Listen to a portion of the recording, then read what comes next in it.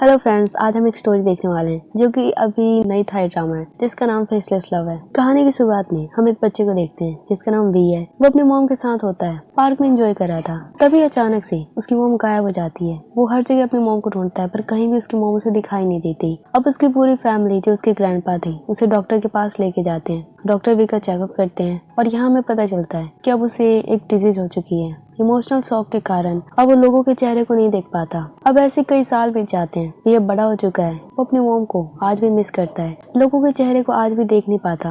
वो एक बहुत बड़ी कंपनी का मालिक भी है। जब भी वो कंपनी में जाता है अपने एम्प्लॉय के चेहरे को तो नहीं देख पाता, तो वो उनके आईडी कार्ड के इन्फॉर्मेशन देख के बात करता है। लेकिन ये बात किसी को भी नहीं पता सिवाय उसकी फैमिली को कि वो लोगों के चेहरे को नहीं देख पाता।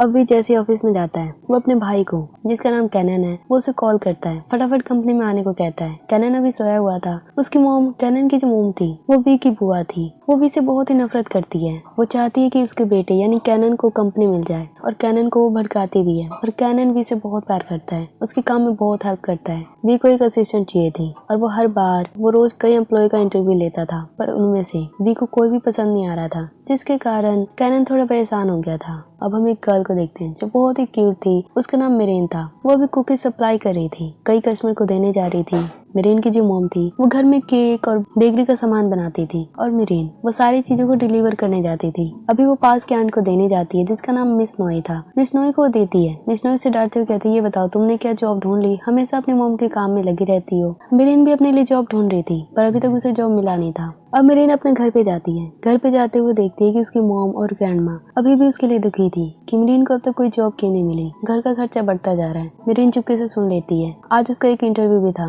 वो उसके लिए रेडी होने लगती है। कुछ देर में उसकी ग्रैंड माँ उसके लिए एक ड्रेस लाती है जो उसके लिए खास वो खरीद कर लाई थी। मिरेन ये देखकर बहुत ही खुश होती है। उधर हम वी को देखते हैं जो कंपनी में कॉफी मांगता है।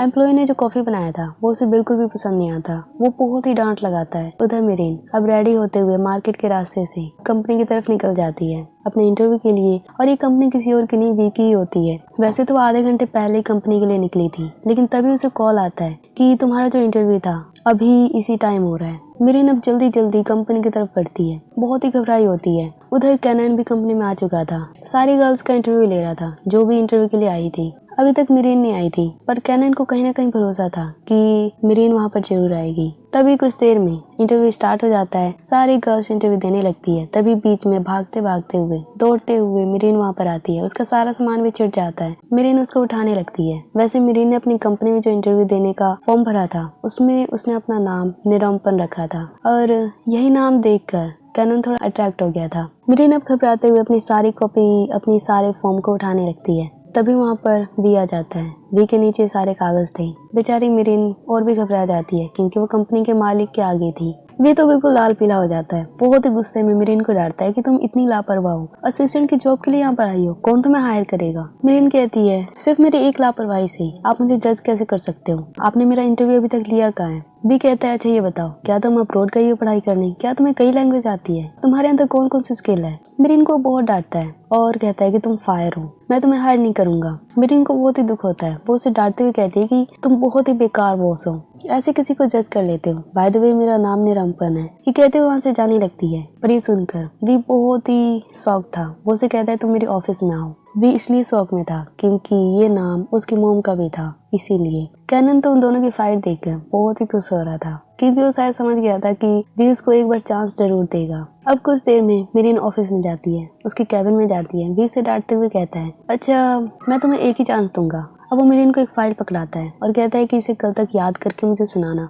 मिरेन डांटते हुए कहती है, क्या तुम्हारे पास बस एक ही फाइल है? 90s के टाइम की है क्या ये फाइल? वी को गुस्सा आ जाता है। वो उसे 10 फाइल और पकड़ा देता है और कहते हैं कि याद करते रहना और कल मुझे सारी चीजें सुनना है इसके बारे में। अब वो मिरेन को कैनन के साथ भेज देता है उसका गेटअप चेंज करने के लिए। कैनन उसे लेके जाता है। वैसे कैनन और वी हमेशा ही साथ में काम कर रहे हैं इस कंपनी में। दोनों भाई हैं। कैनन की मॉम चाहती है कि कैनन को ये कंपनी मिल जाए पर वी अभी भी इस कंपनी में है तो वो वी को हटाना चाहती है। अब कैनन मिरेन को वहाँ से लेके जा रहा होता है। उधर वी मिरेन के नाम को सुनकर बिल्कुल हैरान था कि निरांपन नाम किसने रखा, ये नाम उसे कहाँ से मिला। उधर कैनन मिरेन को कहता है कि आज तक जितनी भी मैंने असिस्टेंट को हायर किया है एक हफ्ते से कम ही टिकी है, 1-2 दिन में ही वी उनको हटा देता है। मुझे उम्मीद है कि तुम ज्यादा दिन टिकोगी। मिरेन थोड़ी सी अब चिंता में जाती कि कहीं ये जॉब भी उसकी हाथ से हटने वाली है। अब कैनन मिरेन एक जगह पहुंच चुके थे कैनन मेरिन को रेडी करवाता है, उसके कपड़े, उसका स्टाइल, उसकी क्लासेस सब कुछ चेंज करवा देता है। मेरिन बहुत ही खूबसूरत, बहुत ही ब्यूटीफुल लग रही थी। कैनन भी उसके आगे फिसल चुका था,